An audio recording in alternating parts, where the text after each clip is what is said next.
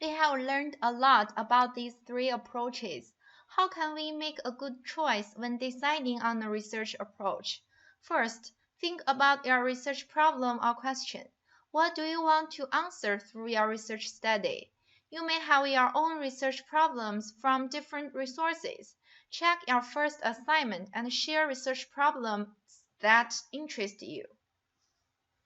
Confirm that a problem needs to be addressed through literature review, which will be discussed in Module 2. Generally, quantitative approach is best. When you know the variables in your study, you want to test the relationships among variables.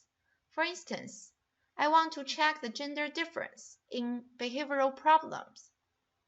Qualitative approach is best when the researcher is uncertain about which are the most important variables to be examined.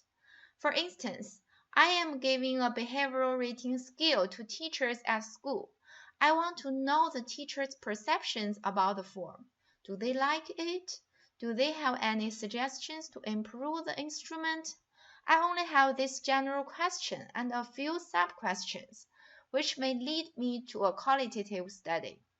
Mixed methods approach is best when neither quantitative nor qualitative approaches will adequately examine the variables being researched. We want to capitalize on the strengths of both approaches.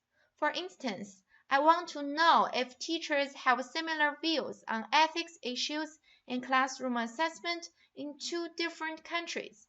I know the variables being tested.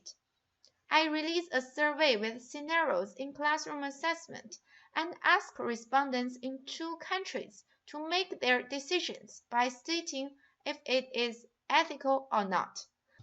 After data collection, I obtain the quantitative results, either the same or different. I want to follow up with a qualitative study to know how they made their decisions. This is a typical example of explanatory sequential mixed methods design. In addition, your training and personal experience may influence your decision when selecting a research approach.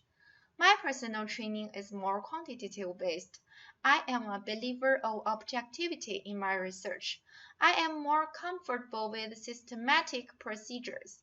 This leads me to choose the quantitative approach. On the other hand, qualitative research provides more flexibility and creativity. Most of the time, qualitative studies have a single section stating researchers' roles. In other words, it allows for subjectivity. I might conduct a qualitative study if I need that approach to answer my research question.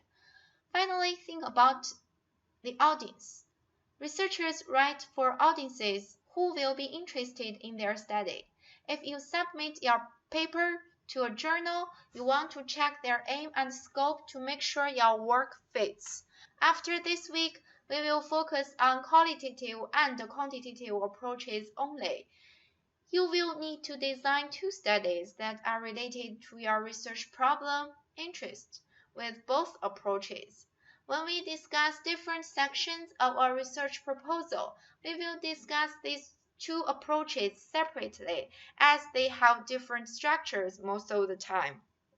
However, you will notice that some of the elements are similar in both approaches.